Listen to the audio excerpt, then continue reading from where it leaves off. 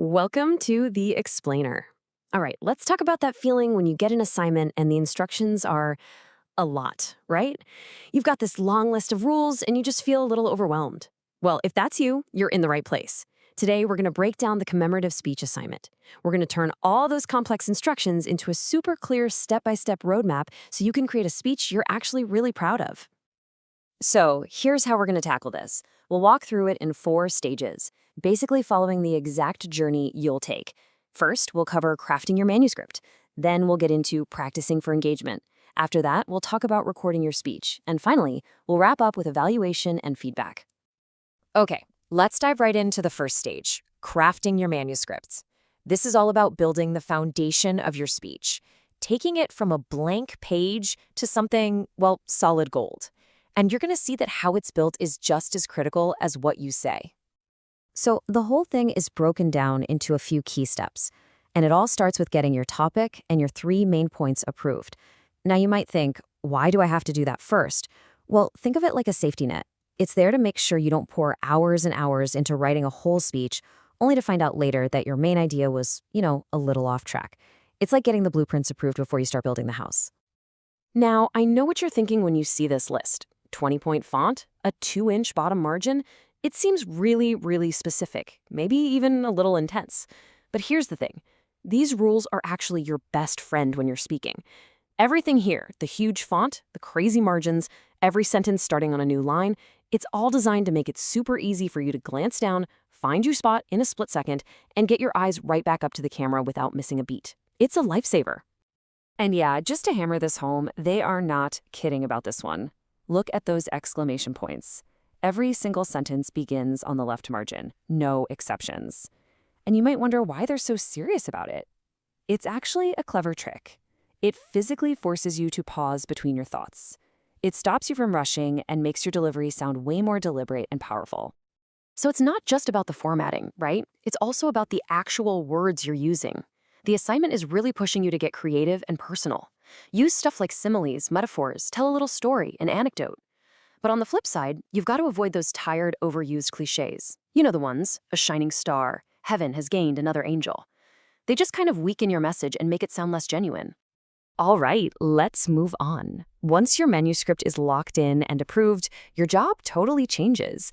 It's not about writing anymore. Now it's all about turning that script into a real performance. Welcome to stage 2, practice for engagement. 14, yeah, that's the magic number here. You are expected to practice with your final printed out manuscript for at least 2 full weeks. And let's be clear, this isn't about memorizing every single word. It's about internalizing it. It's about letting the speech become second nature. 2 weeks is enough time to build that muscle memory so your delivery is smooth and confident instead of feeling like a panicked last-minute cram session. And your practice environment is key. You really want to simulate the final recording as much as possible. So get yourself a makeshift lectern. A stack of books on a desk works great.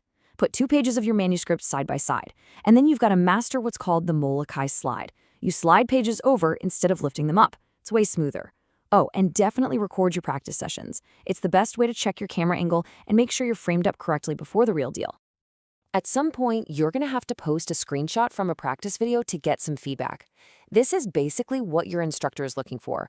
On the left, that's the goal. Camera at eye level, clean background, nice lighting. The image on the right, well, that's what we want to avoid. The camera's looking up your nose, the background is super cluttered, there's a bright window behind you. All that stuff just distracts from you and your speech. Okay, so you've put in the 2 weeks of practice. You're feeling good. Now it's go time. This is stage 3. Recording your speech. This is where you capture your final performance, and all that hard work is about to pay off. Before you even think about hitting that red record button, run through this final checklist. Seriously, treat it like a pilot's pre-flight check. These things, landscape format, camera at eye level, clean background, they aren't just nice suggestions, they're absolutely crucial. A video with bad lighting or weird framing can totally distract from an otherwise amazing speech. So take a minute and get this stuff right.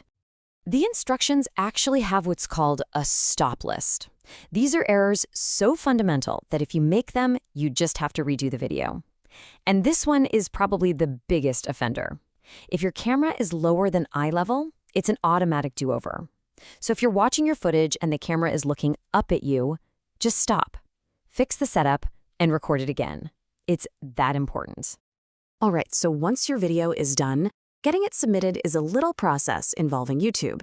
Just follow these steps. But here's the absolute key detail. You have to set the visibility to unlisted. Do not set it to private. Why? Unlisted means anyone with the link can watch it. That's your instructor and your classmates. Private means only you can watch it, which, well, that locks everybody out and you won't get a grade. And believe it or not, the assignment isn't over just because you uploaded the video. We're on to the final stage, which is all about evaluation and feedback. This is where you get to reflect on your own work and figure out how to get even better. So this last part is actually split into 2 separate assignments. First, you'll give some detailed feedback to one of your classmates. And second, you're going to complete a really comprehensive self-evaluation of your own speech. And that self-evaluation is a big deal. It's worth 30 points. And here's exactly how you get those 30 points. It's not some mystery grade. It's a formula. You need to identify 3 strengths, 3 opportunities to improve, and then, this is the biggest part, you have to come up with 6 specific, concrete steps you'll take to improve. You follow the formula, you get the points. Okay, lean in for this one because this is one of those little details that can cost you a ton of points. Do not, under any circumstances, use the word weaknesses when you talk about things you can improve on. If you do, you get a 0 for that entire section. The magic phrase is opportunities to improve. It's all about having a growth mindset, and the grading reflects that. It's a small change in wording, but it makes all the difference. And just look at the level of detail required here.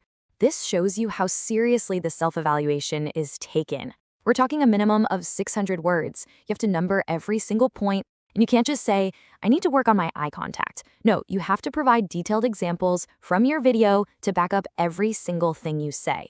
It's not just a quick reflection, it's a deep, structured analysis of your own work.